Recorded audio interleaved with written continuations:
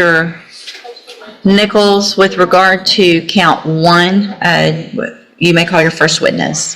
Thank you, Your Honor. The state calls Letharia Jefferson. Good morning, Ms. Jefferson. If you'll please raise your right hand. Do you swear or affirm the testimony you're going to give in this hearing will be the truth, the whole truth, and nothing but the truth, so help you God? Thank you.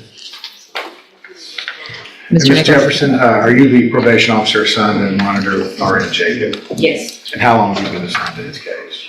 since about September when he was continued on probation. Okay. And as part of his conditions, is he ordered to remain in Jefferson County? Yes, With an exception for employment, correct? yes, And so during your period of supervision of Mr. Jacob, did the GPS monitor indicate he was in Galveston County, specifically in Gilchrist and Galveston, the city of Galveston? yes, Did you ask him about that and try to ascertain if he was there for work purposes? yes, I did. And what did he tell you? He actually denied going to Galveston and Gilchrist. When was this conversation? It was during an office visit on November 28th. November 20th. And after that conversation, did he bring you any documentation showing that he was in Galveston County for work purposes? No, he did not. Thank you. I'll pass the witness, Your Honor. Actually, I'm sorry, Judge. While I have you here, what is your recommendation if the court is inclined to revoke Mr. Jacob? I know your opinion is contained in your updated report. And that's your conclusion and recommendation the same as it is in your report. Yes, Thank you. I'll pass the witness, Your Honor. All right, Mr. Rojas, you may proceed. I have no questions to the Your Honor. Okay. Any other witnesses? No, Your Honor. Okay. Any witnesses with regard to count 1 then, Mr. Rojas?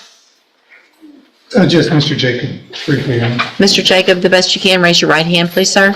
Do you swear or affirm the testimony you're going to give in this hearing will be the truth, the whole truth, and nothing but the truth, so help you God? Yes, I did. All right. Thank you, Mr. Rojas. Okay, Mr. Jacob, you heard Ms. Jefferson's testimony, right? Yes. And you recall the day she was talking about when the GPS showed that you were in Galveston? Yes. Okay. So, first off, is it true that you denied to her that you were there? No, I did not. I told her I was going out there. I worked out of town a lot. Okay. And I said I was out there in the morning. Okay, so could it maybe just been a miscommunication between the two of you? That's the only time I was. This is what it was. And so are you telling the court that the days that you were, the GPS showed you in Galveston and Gilchrist, you were actively working? Yes. What kind of work do you do? I do concrete work. And the concrete work that you do takes you to various locations Correct. around Southeast Texas? Correct. And are you telling the court that you did not intend to mislead Ms. Jefferson when she asked you about where you were out of time working? No, I wasn't intending this. Okay, you think it might have just been a miscommunication between you and her that day? It could have been because that's the only time I ever was. Okay. I'll pass the witness.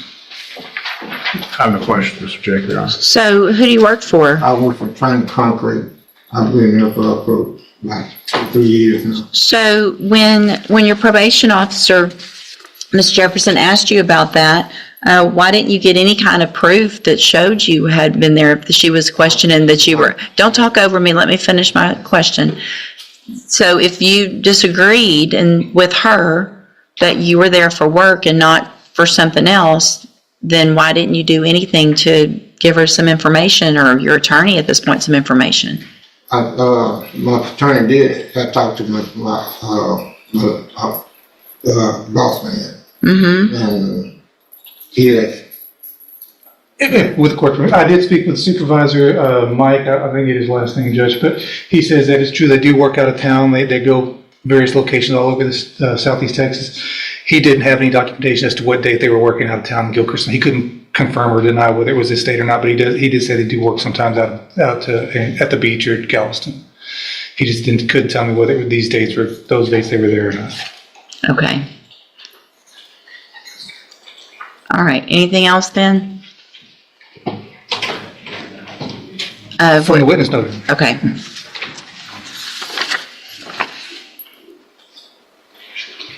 I have some comments I'd like the court to take into consideration, Your Honor. Well, I mean, the allegation is that you were out of the county without permission.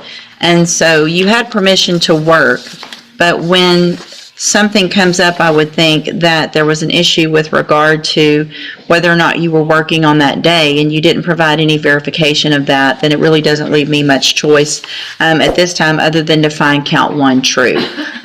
So I am at this time, based on the testimony, going to find count one true. At this time, other than to find count one true. So I am at this time, based on the testimony, going to find count one. Again, there was a plea to count two of true. I've received the updated pre-sentence report. Has everyone had an opportunity to review that report? We have, Your Honor. Yes, Your Honor, we have. Are there any additions or corrections? Not from the defense. None from the state, Your Honor. And so I want to go through real quick, again, for the record, this was a driving while intoxicated, third or more. It was an 8-year sentence that was probated for 8 years. The allegation number 2 that you previously pled true to was that you did not use the handheld breathalyzer as ordered as well, and you pled true to that. So, Mr. Rojas, you may proceed. Judge, as to that allegation number 2, speaking with Mr. Jacob and again with his supervisor,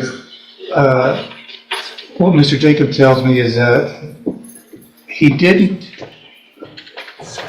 into the breathalyzer. He blew into the blade, so that sometimes his job takes him to different locations where he'd have to park in a parking lot or on the street somewhere, and they walk to the job site, which can be, quite a distance away.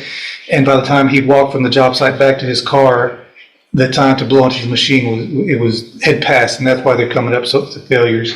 There's no excuse for being late, Judge. He should have known when he should have been there, made plans. But it's not like he was blatantly not blowing into the machine. According to him, he was was just doing it late, and it's because he was at work and the job sites were quite a while away from where the machine was parked in his car. What Mr. Jacob is asking the court to do this morning, Judge, and I know it's hard to ask this from the court. He's asking the court to reinstate him. He's already been to the JCDI more than once, I believe. I don't think we've got any positive or positive tests for alcohol. It's just the timing on getting it done. I've spoken with him on several occasions about how important it is for him to take these tests whenever the court tells him. It's not up to him. The court tells him when to do it, and that's when he's got to do it. I think he understands it now. He's asking the court to give a reinstatement and just go back basically to the way it was before the motion was filed. I understand there's a recommendation in there for safety, Judge, and I was speaking with him about that yesterday. I don't know what his feeling on safety is today, whether that's something he's interested in doing or not. I'm going to say, I'm Mentioned from early November. I know he may not have that in front of him, just want to clear that up. But that it was a low blood alcohol at 8 o'clock in the morning, November 2nd, 2024. Yeah. I see that. It's 0.003 At 8 in the morning. at 8 in the morning, so. And then missed subsequent test that day. I mean, okay, I want to make sure that I have this right. So it looks like you went to the Unity house for 30 days. Within 2 months of the release from there, and this was at the beginning of your probation, let me go through. Began JCDI program April of 2022, shortly after you got on probation. And so you were struggling to maintain sobriety. You went to the Unity house for 30 days. Within 2 months of that release, you again tested positive for alcohol and had your first administrative hearing. Part of that was that you get that SCRAM device, as well as increase your recovery efforts in JCDI. Failed to adhere to those recommendations, therefore you were ordered to complete both tracks of ISF, which it looks like you did, completed December 28th of 2023. Then you go back to JCDI for aftercare, again struggled to comply, testing positive, forging your required meetings, and operating a motor vehicle without an interlock.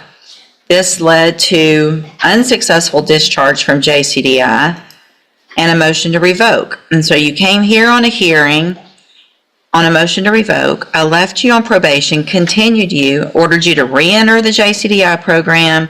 You were going to be on the high-medium caseload, continue with your portable monitoring device, and it was going to be zero tolerance. Then we're here again with failing to comply with that portable device at least, it looks like 19 times. You didn't do that. And then we've got the issue with you being in Galveston and Gilchrist without permission. So it looks to me like you've tried and started but never finished JCDI, is it 3 times, I believe? But I'm supposed to just go, and you've been to ISF, and you've been to the Unity House. I mean, when I'm saying that out loud, think about how it sounds for you to go, well, just let me out this time. I got it. I got it. I'm going to do good this time. You see what I have to worry about? I have to worry about everybody being safe. Mr. Nichols? I'd urged a 5-year cap in September, Your Honor. There was no agreement on sentencing in this case for today.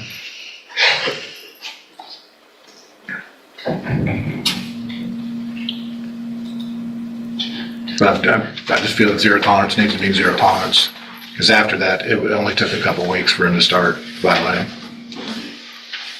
So, Mr. Jacob, I'm going to find that you entered your plea of true to count 1 freely and voluntarily. Find that count true. I've already found count 2 true based on, no, the opposite. You pled true to count 2. I found count 1 true today. I'm going to find sufficient evidence to revoke your probation, and at this time, revoke your probation. I'm going to reassess your punishment at 4 years in the institutional division of the Texas Department of Corrections. You will receive credit on that sentence for any time that you've been in custody that the law gives you the right to receive. That's where today's courtroom story comes to an end, but the bigger lesson goes far beyond this single case. This wasn't just about one missed appointment or one bad decision. It was about repeated chances, repeated warnings, and a judge forced to decide where accountability ends and public safety begins. The courtroom can offer opportunities, but those opportunities only matter if someone is willing to change.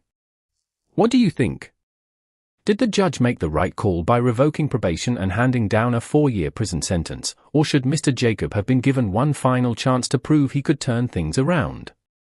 Share your thoughts in the comments. I'd love to hear your perspective.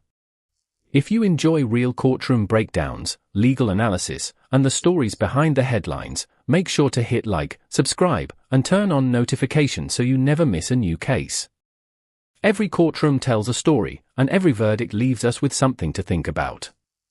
Thanks for watching. Stay safe, stay informed, and I'll see you in the next courtroom breakdown.